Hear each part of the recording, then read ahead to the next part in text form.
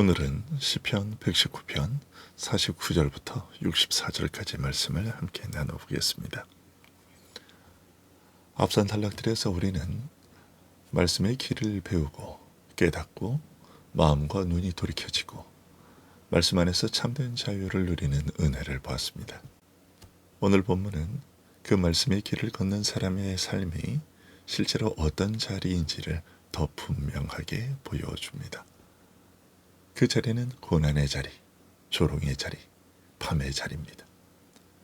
그러나 그 한가운데에서도 말씀을 붙들고 하나님을 자기 분깃으로 삼는 자리이기도 합니다.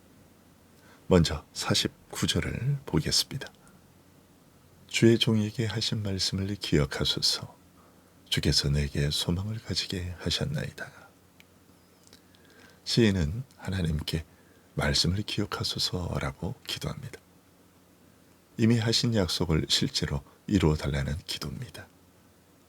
중요한 것은 시인이 소망의 근거를 자기 형편에서 찾지 않는다는 점입니다. 그의 소망은 하나님의 말씀에서 나옵니다. 하나님이 하신 말씀, 하나님이 주신 약속이 그로 하여금 소망을 품게 했습니다. 그리고 50절에서 시인은 말합니다. 이 말씀은 나의 고난 중에 위로라. 주의 말씀이 나를 살리셨기 때문이니이다.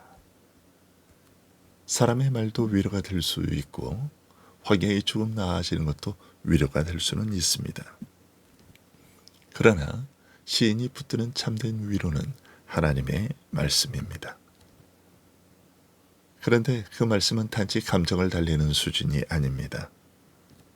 시인은 나를 살리셨기 때문이라고 합니다. 말씀은 죽을 듯한 영혼을 다시 일으키고 꺼져가는 믿음을 다시 붙들고 절망 속에 생명을 불어넣습니다. 그러므로 고난 중에 우리가 가장 먼저 찾아가야 할 곳은 말씀입니다. 51절과 52절은 그 현실을 더 구체적으로 보여줍니다. 교만한 자들이 나를 심히 조롱하였어도 나는 주의 법을 떠나지 아니하였나이다.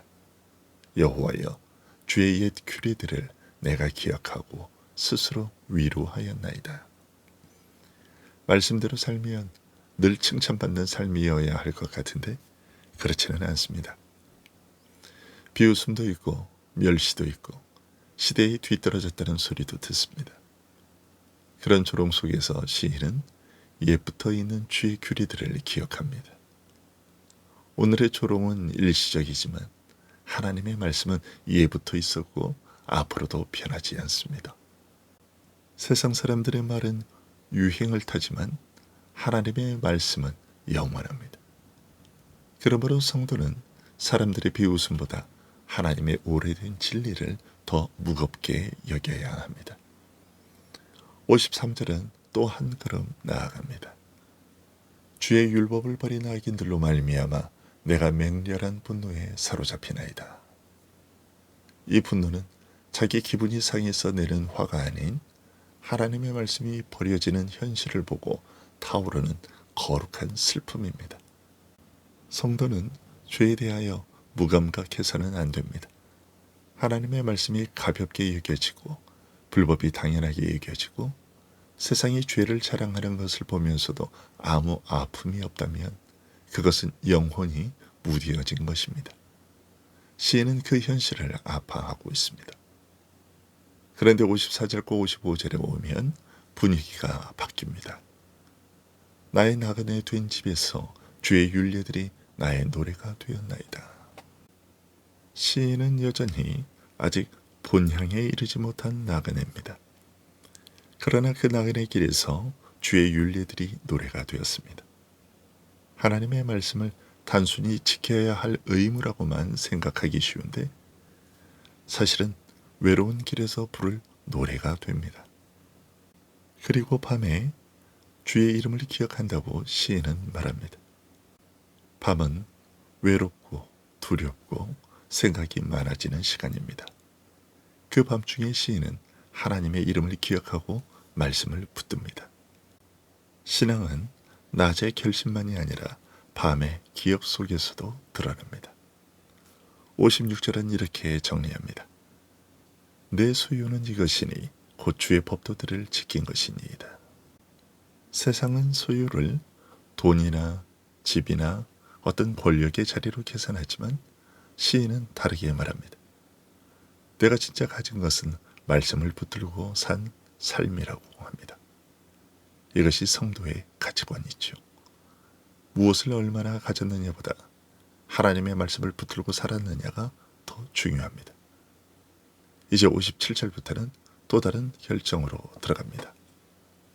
여호와는 나의 분깃이시니 나는 주의 말씀을 지키리라 하였나이다. 분깃은 몫이고 기업이고 유산입니다.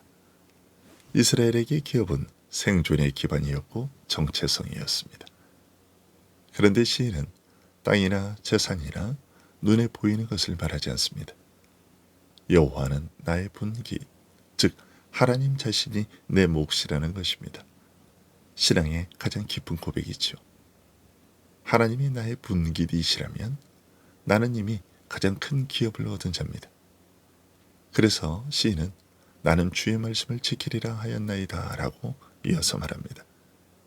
말씀을 지키는 이유가 분명합니다. 하나님 자신이 내 분깃이시기 때문입니다.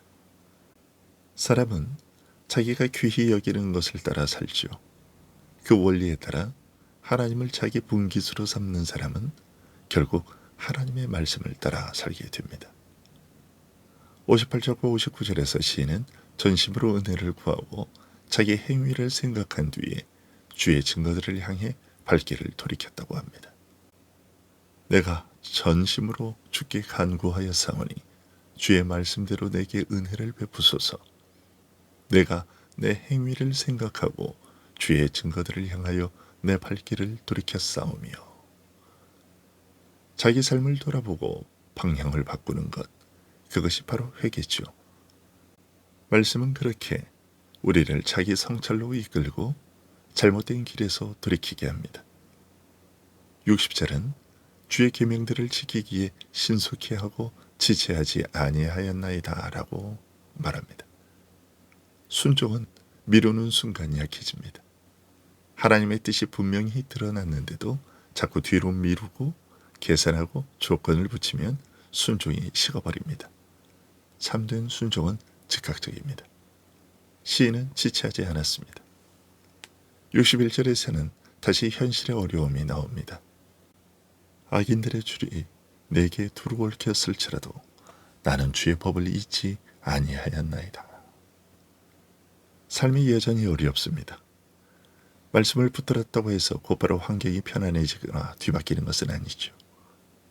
그러나 그런 중에서도 시인은 나는 주의 법을 잊지 아니하였나이다 라고 합니다. 이것이 성도의 견딤, 인내지요. 환경이 풀려서 말씀을 지키는 것이 아니라 환경이 얽혀 있어도 말씀을 잊지 않는 것입니다. 62절은 더 놀랍습니다. 주의 의로운 규례들로 말미암아 내가 밤중에 일어나 주께 감사하리이다. 밤중에 감사합니다. 낮에만, 예배당에서만, 형편이 좋을 때만 감사하는 것이 아닙니다. 깊은 밤, 고요한 시간, 외로운 자리에서도 하나님께 감사합니다. 왜냐하면 하나님의 규례가 의롭기 때문입니다. 상황보다 말씀이 더 선하다는 사실을 알기 때문입니다. 그리고 63절에서 시인은 주를 경외하는 모든 자들과 동무가 된다고 합니다. 말씀의 길은 혼자 가는 길이 아닙니다. 하나님을 경외하고 말씀을 지키는 사람들과 함께 걷는 길입니다.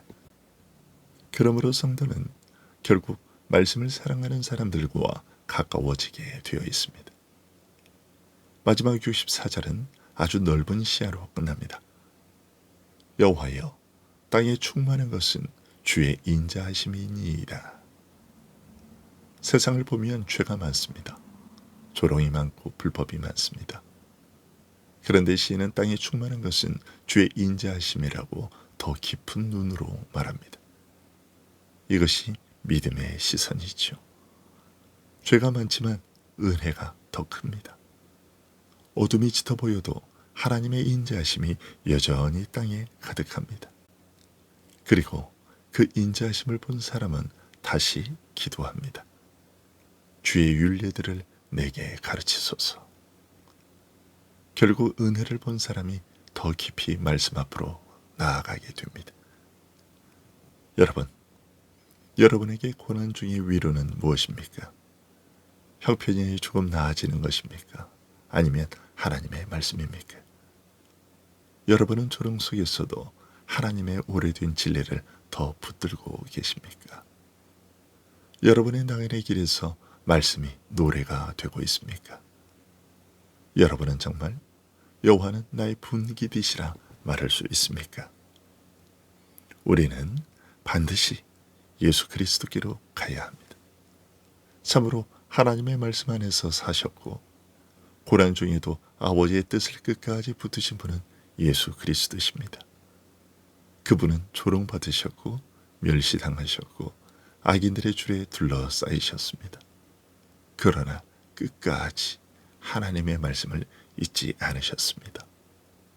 그리고 그리스도 안에서 우리도 하나님을 우리의 분깃으로 얻게 됩니다.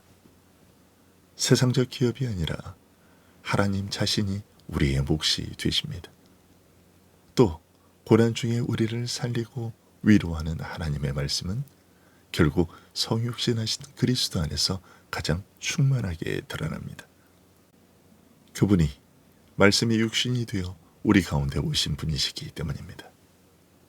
그러므로 시편 119편은 결국 우리를 그리스도께로 이끕니다. 그리스도 안에서만 우리는 고난 중에도 살고 그리스도 안에서만 여호와를 우리의 분깃으로 삼을 수 있고 그리스도 안에서만 말씀의 공동체와 함께 걸을 수 있습니다.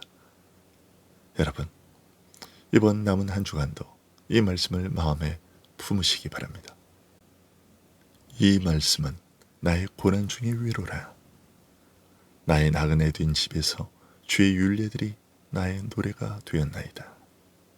여호와는 나의 분깃이시니. 이 말씀들이 우리의 고백이 되었으면 좋겠습니다. 세상에 흔들려도 말씀을 잊지 말고 밤중에도 주의 이름을 기억하며 하나님을 우리의 몫으로 삼고 살아가시기 바랍니다.